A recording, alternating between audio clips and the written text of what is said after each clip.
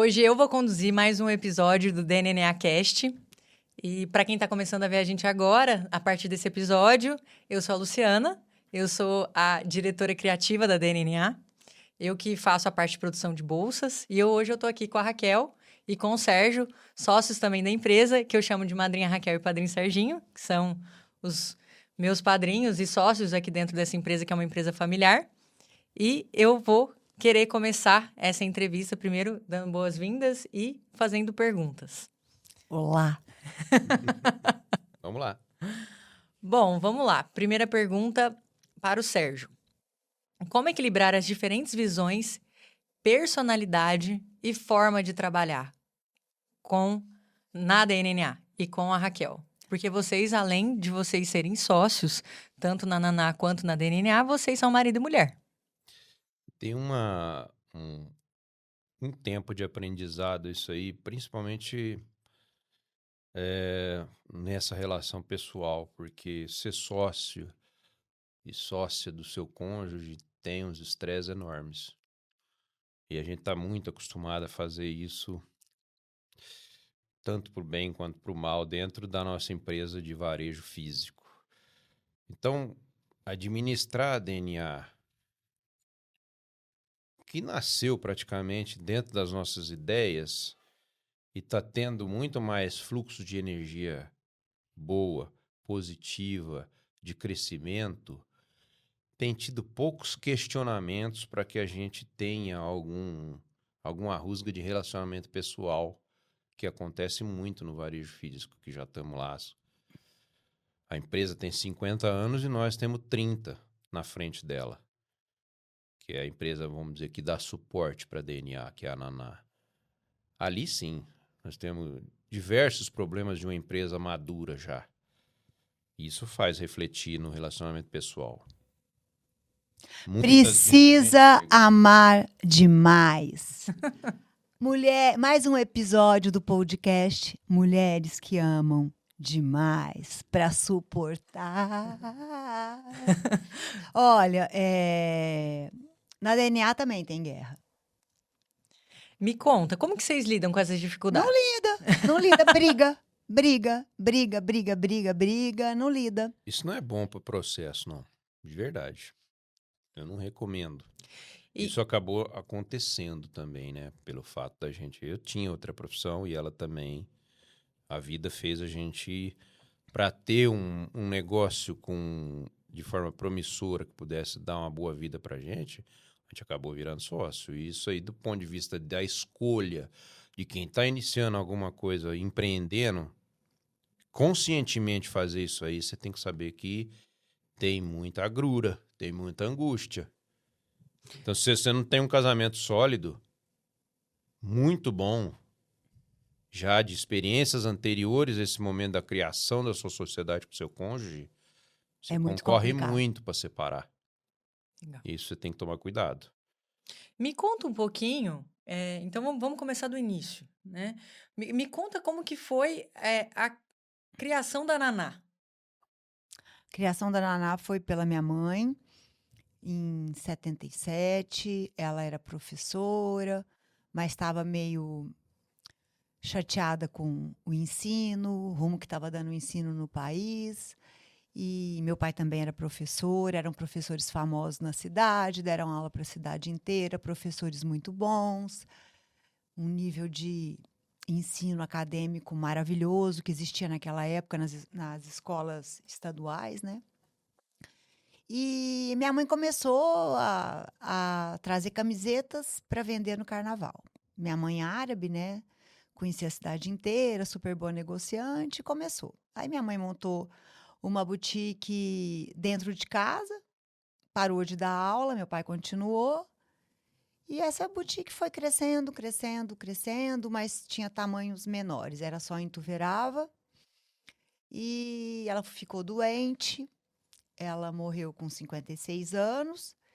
E eu voltei imediatamente para Ituverava para tomar conta da loja dela. Você tinha quantos anos? 23, 24. Você já namorava o Sérgio?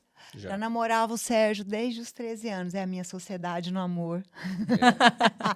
A minha sociedade do amor é desde os 13 Esse anos. episódio a gente pode ser determinante com a gente ter criado a Naná de verdade. A Naná que existe hoje só existe, na verdade, porque houve esse infortúnio, uma infelicidade muito grande. A Naná sofreu muito. A Naná sofreu muito como pessoa e morreu rápido. Depois que ela descobriu o câncer, talvez 2 anos depois ela faleceu. E isso transformou a minha vida e a da Raquel. Transformou A minha completamente. carreira era uma carreira de executivo. Eu morava em carreira, São Paulo, eu tinha trabalhado trabalhava na revista Hélio, eu estava super bem lá. É. Mas eu tive a certeza que eu tinha que voltar. Eu já tinha tido 2 empregos, um em indústria de papel e 2 bancos. Eu estava fazendo uma carreira de executivo, mas a vida dá esses tombos que a gente não sabe no primeiro momento o caminho a seguir.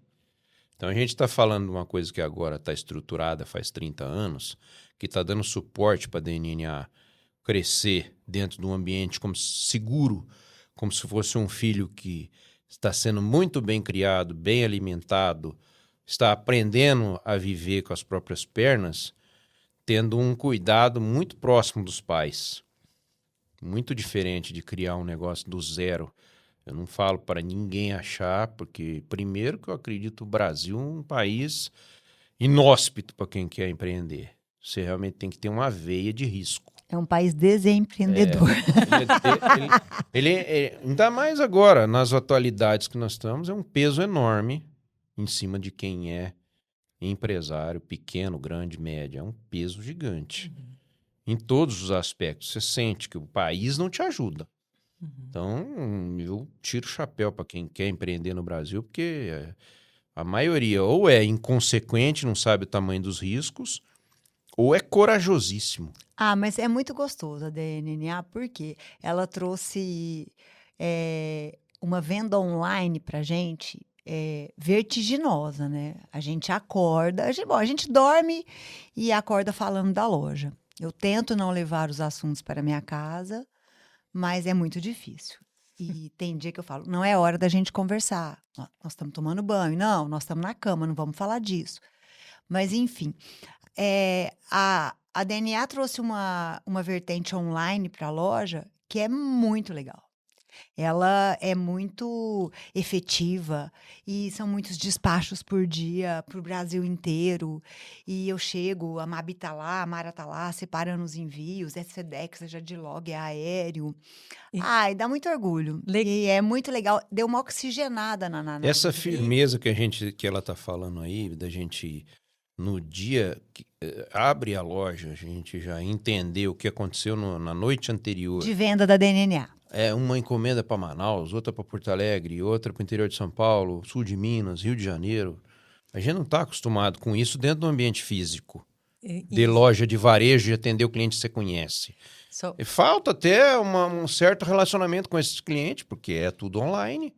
Mas a gente tem a certeza que, estando bem impulsionado no nosso produto via Instagram, via Facebook ou outras plataformas, a gente está chegando carinhosamente para solucionar algumas demandas desse profissional aí. Legal. Dá gosto de ver isso aí. Isso. Nossa, dá muito. Eu fiz antes, estou perguntando, começando esse podcast com vocês dois e perguntando inicialmente da Naná, porque antes, para fazer um parâmetro para quem está nos ouvindo entender, a Naná foi o berço da DNNA. A Naná são 3 lojas físicas. Sim, a gente voltou para Ituverava, depois o Serginho, nós não contamos essa parte, o Serginho me propôs uma sociedade e aí ele abriu a loja de São Joaquim da Barra, depois ele voltou de São Paulo e nós montamos a loja de Orlândia, né? Então são 3 lojas na região, que tem muitos anos e a gente é conhecido por aqui. E foi muito interessante a gente aliar moda ao mundo de profissional de saúde. Isso. Então, era isso que eu queria. Eu queria que a gente voltasse né, num embrião, o que aconteceu antes da DNNA e por que foi tão importante a criação dessa marca junto com vocês, junto Não, com a Naná. já Tanto que o DNNA tem 2 N's de Naná. De Naná. Que foi a loja que vocês criaram, né? E a autoridade que vocês criaram na região de também só oferecerem produtos de qualidade e terem o know-how também de venda de consumidor, de estoque. De atendimento, de atendimento. atenção, E de satisfação do cliente. de satisfação do cliente. Então, eu acho que a gente uniu o útil ao agradável. Sim. A gente uniu a parte, a visão médica, né? Com a moda e o Você operacional. quer um fight? Já quero. Você está sendo entrevistado ou está entrevistando? Deixa eu falar agora, então. É isso? O que eu tô vendo é uma história que aconteceu, que é uma história bonita, que ela monta a possibilidade de gestação de outras empresas, que é o que está acontecendo com a DNA. E ela gerou nesse começo por sonho, por vontade, e a gente passou os percalços.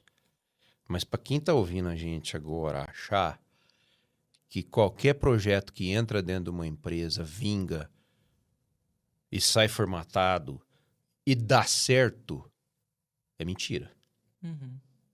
Isso, Não, a maioria isso é- não dão, né? A maioria não dá. A maioria não dá. Ou porque não passa do sonho, ou porque não tem estrutura, ou porque não tem perenização, ou porque não tem dinheiro para investir. Todas essas situações tem. Então, precisa de uma verdadeira teia de aranha bem coordenada para que todas as partes se liguem e faça funcionar uma empresa, sendo ela filha, sendo ela inicial, qualquer uma. Então, o ambiente foi muito propício.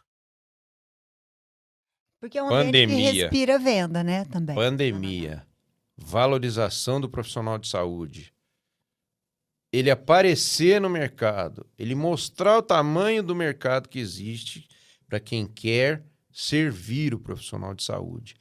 Isso tudo fez cair na ideia, tanto da sua criação, quanto do crescimento futuro que a marca pode ter e a empresa pode ter. Ela está extremamente focada, ela sabe onde ela tem que atingir o coração das pessoas. É muito diferente você ter um varejo concorrencial, físico ou online. Vamos chutar aí, qualquer produto do Mercado Livre aí. Você entra lá para consultar uma coisa, qualquer uma que você queira. A mais recente que a gente fez foi essa caneca. Precisamos personalizar, fazer um negócio legal, diferenciado como a gente tem nos nossos produtos. Mas quem cuida disso, que é a Mabi, ela pesquisou 7, 8, 10 concorrentes. Assim como nós somos pesquisados. Muito competentes todos. Escolhemos um deles. O que eu quero dizer é o seguinte, existe uma pulverização em tudo quanto é tipo de comércio hoje em dia, que para um produto qualquer no Brasil, ou seja, no mundo, para ter uma exclusividade ou de verdade ter um diferencial que faça com que as pessoas queiram ter aquela exclusividade para si próprio ou se diferenciar por ter aquilo, isso é que é o X. Passa pela criação, passa por entender que existe uma necessidade de mercado. Isso tudo é muito mais mercadológico do que médico. Porque aí você está vendo, não tem esse produto no mercado, eu preciso criar, mas eu não sei como criar. Nós soubemos como criar, nós soubemos como fazer. Não, nós não. Estamos fazendo. A Luciana, gente, esse produto é a Lute. Não, todos nós. Não, esse produto... A Luciana que cria tudo, tá? Esse produto aqui é a Lute, porque ela tem o apelido de Lute, né? É toda aquela história do porto-esfigmo, do porto-oxímetro e tal. A Luciana sempre criou muita coisa, sempre teve essa mente muito empreendedora, antes muito de pensar até em ser médica. Luciana, conta para eles qual que foi o seu produto que você inventou antes da DNNA e que você, na sua adolescência, patenteou. Todo mundo vai adorar saber, é um segredo que ninguém sabe. Mabi, você sabe? Verdade, isso aí. Por exemplo, essa foi uma empresa que teve um sonho, mas não teve suporte. Sim. Conta aí. Essa é uma história bonita, mas que não foi sucesso. Bruno, você não sabe. Conta para ele o seu Vou produto. contar. Quando eu era uma adolescente, e aqui a gente vive numa cidade muito pequena e plana, então todos os adolescentes tinha muito o hábito, né? Cada um tinha a sua própria bicicleta. A gente andava muito de bicicleta. Pra ir pra escola, pra ir pros lugares. Escola, não era tudo. nem a história. Era o nosso carro, era a nossa autonomia. Pai não levava e não buscava. Pai não levava e não buscava. E a gente vive numa cidade interior que é segura e tudo, todo mundo andava de bicicleta. E eu, a partir do momento que eu estava empunhando a bicicleta, eu sentia muitas dores na mão. E aí eu criei um guidão elíptico, como se fosse um volante na bicicleta. E aí eu coloquei o volante, dei uma achatada no guidão, coloquei uma buzina no meio, que na época fazia Gente, um sucesso. Era uma bicicleta com uma direção. Volante. Era uma bicicleta com uma direção. Ela patenteou. Eu patenteei na época porque... Ela sempre foi muito empreendedora. Não só eu queria ser designer, né? Quando eu era menor e queria prestar, mas aí depois... E você não contou também que... Não, e outra coisa, a Luciana, antes de ser médica, ela foi engenheira. Você não contou isso para as pessoas. É verdade. Acho que eu que tenho que ficar aqui nessa cadeira entrevistando. Eu morei um tempo, quase 4 anos em São Paulo, que eu fazia engenharia em São Paulo. E lidava o tempo todo com produtos e entrei na empresa Júnior. E ali eu tive muito contato com empreendedorismo, tive muito contato com várias pessoas com ideias diferentes e todo mundo com o mesmo intuito de fazer um sonho virar realidade. Então, eu já entrei na medicina com um propósito também, de poder, de saber, porque o médico, eu acho que ele é muito treinado e preparado para estudar, para ser o peão do jogo de frente do xadrez, né? De sentar, a gente não tem muita aula de empreendedorismo dentro da medicina, né? E eu... Foco fecha. O foco, Uhum. Então, a gente está muito acostumado a sentar, estudar e aquilo. Tanto que quando a gente entra no mercado de trabalho, a gente tem muita essa dificuldade de... Nossa, como que... O médico não sabe cobrar. Eu não sei. O médico não sabe fazer virar... Comercializar. A profissão. E dentro da medicina, até hoje, eu não sei. Tem muita dificuldade. Então, assim, são duas... faces, né, vertentes bem diferentes, né? Então, eu acho que a DNNA também me trouxe esse complemento de eu poder empreender, de eu conseguir conciliar o design, que era algo que também eu gostava bastante. E essa mente criadora, criativa, Para quem está entrando agora ou não está ouvindo, todo esse episódio está em cima da espinha dorsal do que aconteceu, tanto do nascimento, do sonho.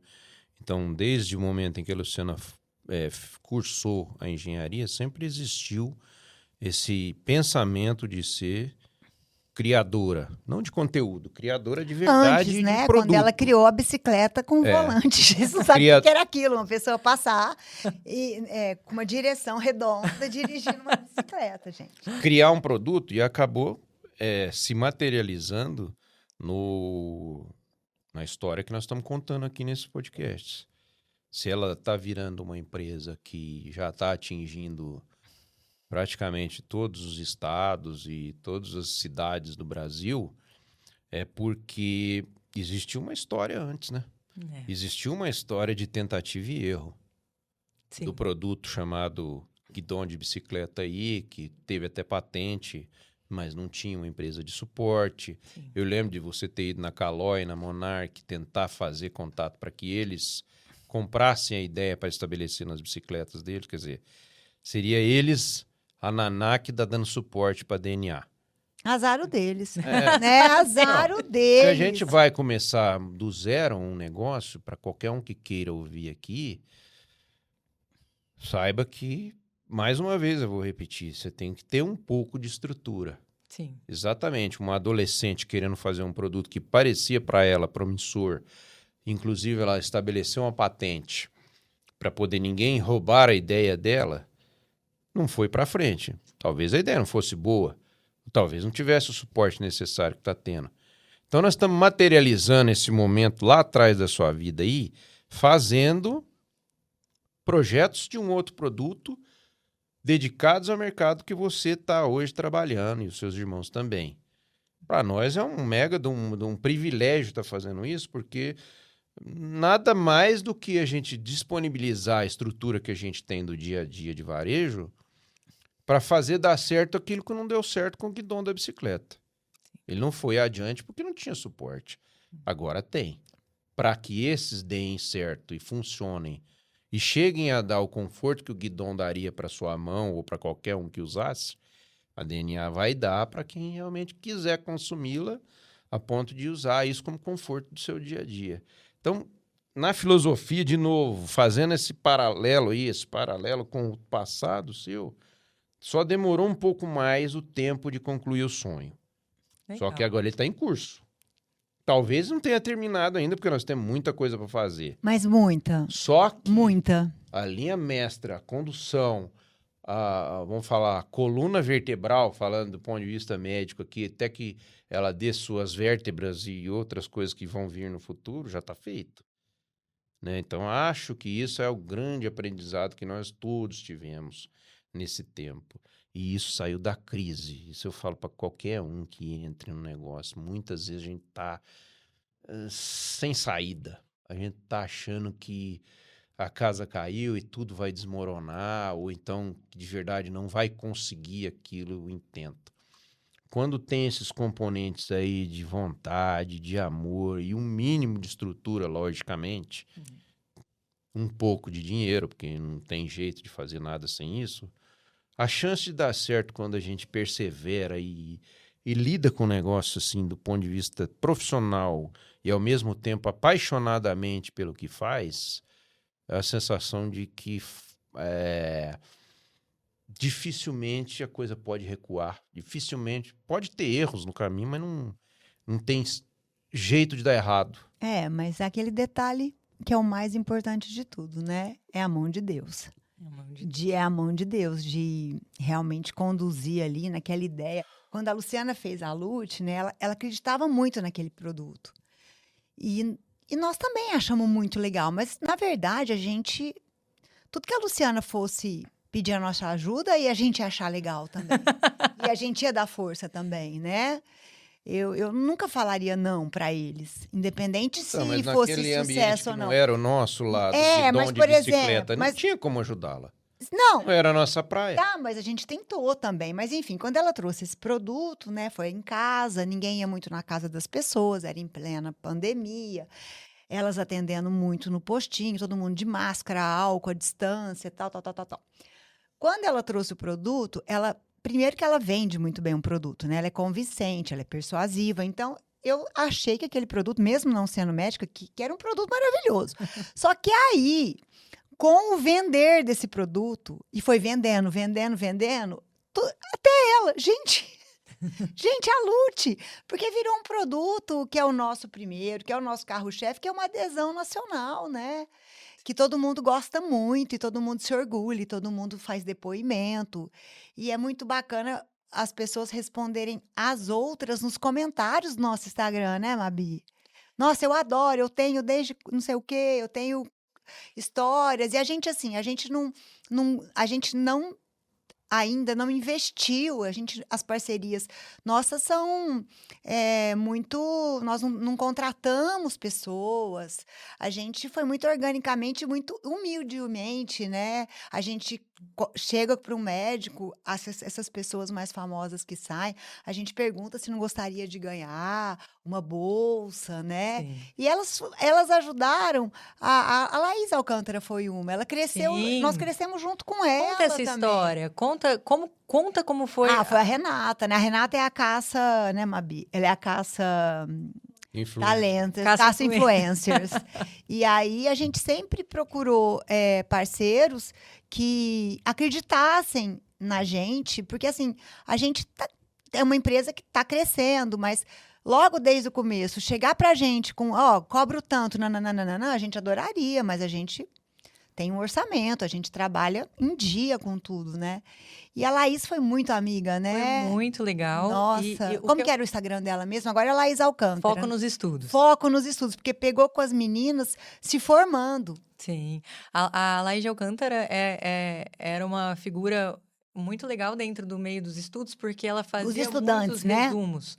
E que a gente consumia esses resumos também. Então, ela era uma autoridade. E, inclusive, acho que ela fez dermatologia na USP Fez hoje. na USP, agora E- mudou, né? Porque não é foco nos estudos mais. Lá em Ela, Geocamp, ela tinha até uma linha de papelaria, não sei se tem eu ainda. não me lembro. Nossa, Ficou ela muito tinha conhecida muitos com seguidores. os Vou estudos. voltar um negócio E- nesse assunto, mas que é um gancho aqui dentro também, que a gente sentiu demais, do ponto de vista positivo. Enquanto a gente estava num crescimento, como vocês disseram aí, orgânico, em que a gente fazia muito mais o engajamento do algoritmo conforme as nossas consultas, pesquisas que aconteciam no nosso site, de forma orgânica, tinha um crescimento também orgânico, né? Não, Normal. mas o nosso site sempre foi orgânico. Os nossos seguidores Então, sempre foram orgânicos. mas tem um ponto de inflexão nisso aí, que a gente pode até fazer um episódio sobre isso, falar nesse podcast, mas é muito determinante outubro agora de 2024, que nós começamos um programa de impulsionamento, atingimos melhores os influencers no mercado, também com permuta, sem muito gasto. Isso aí fez uma vertigem no ponto de vista de Sim. encaminhamento de vendas, Exato. aumento de estoque, Por quê? administração de empresa mesmo. Exato, porque nos deu muita visibilidade. Por que acontece, Sérgio? Que, na minha opinião, vocês eram uma empresa física. Nós somos Até ainda. porque, sim, mas hoje É vocês também estão pendendo para online. Sim, sim. Por quê? Na época de vocês, não existia internet. Então, a gente está falando de um acontecimento muito novo do que aconteceu. E foi um acontecimento Acho pandêmico que as acho lojas novo pra fecharam. nós. Não posso dizer isso porque esse ambiente aí de impulsionamento, influências, tranquilamente ele já tem 10 anos consolidados. E nós estamos falando do nosso caso de um ano. Sim, não, mas eu tô falando assim, foi tudo novo, vamos dizer assim, para a Naná. Porque a Naná, que era uma empresa física, na sua integralidade, começou depois o online, a DNA começou como uma empresa 100% online. Mas você sabe o que aconteceu? Né? Imagina, as lojas estavam fechadas. É, Nesse momento da todo mundo precisou se DNA. reinventar. Então, a partir do momento que a gente também criou, né? Porque a loja física ela tem uma vitrine. Quem passa, opa, gostei, quero entrar. Como que uma loja virtual é vista? Através de impulsionamento. Como que a gente vai criar essa vitrine? Então, realmente, o marketing digital e a estratégia de impulsionamento foram fundamentais para a Foram, gente, mas eu vou contar uma coisa para vocês que eu acho muito particular. O boca a boca é sensacional. Exato. O cliente satisfeito, gente, até hoje é o mais efetivo. Raquel, madrinha, foi muito legal você ter falado isso, porque as minhas amigas elas falam assim para mim, Luciana, você é péssima de fazer marketing para suas amigas. Tanto que muita amiga minha descobriu que eu tinha DNA através de indicação.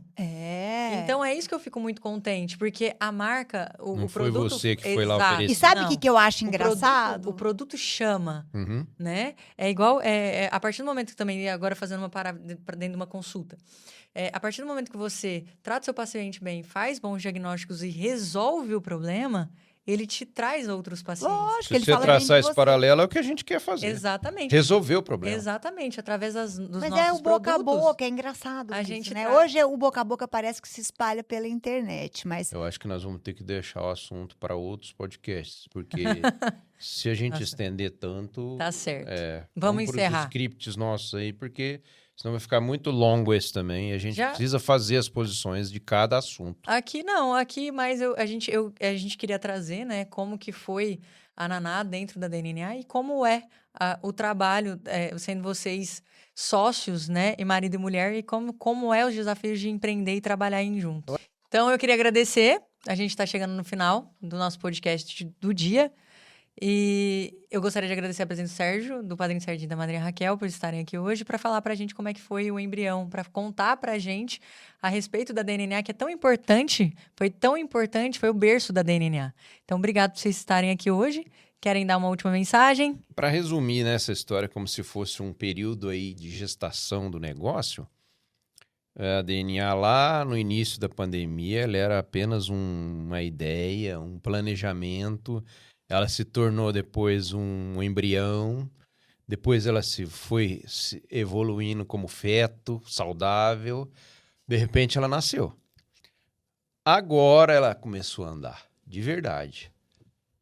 vamos dizer, com quase o plano de vida de um humano.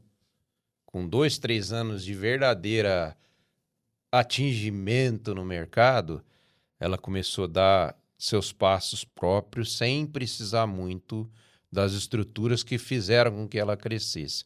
Então está muito correlacionado com uma gestação esse negócio.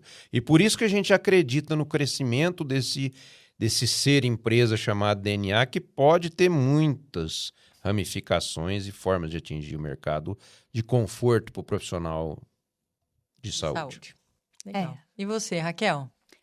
Eu acho que a DNA, na verdade, eu tenho certeza, né? É uma empresa que tem que... Ela foi evoluindo junto com a carreira de vocês, né? Ela começou com a formatura de vocês recém-formados, depois vocês foram trabalhar, depois vocês prestaram residência, depois vocês concluíram a residência. A Luciana agora, a gente passou no fellow da Unicamp. Arrebentou. Tá fazendo fellow de ocoplástica, né? Isso, plástico ocular. Eu vou fazer também em breve. Vocês vão ver o antes e o depois, não vejo a hora. E eu acho que a empresa e os produtos estão amadurecendo com a carreira de vocês, né? Vocês estavam recém-formados, vocês estavam cheios de medo, já foram pegos pelo Covid, aquela loucura. E aquele momento não tem que ficar só naquele momento. Aquele momento a gente só agradecer aos profissionais de saúde. E a gente tem que agradecer aos profissionais de saúde sempre. É isso, não é na época do Covid, é sempre, né? Porque são eles que cuidam da gente. Então, eles têm que estar maravilhosos, na última moda, com seus acessórios bem bolados e incríveis. Que bom. Obrigada. Eu que agradeço.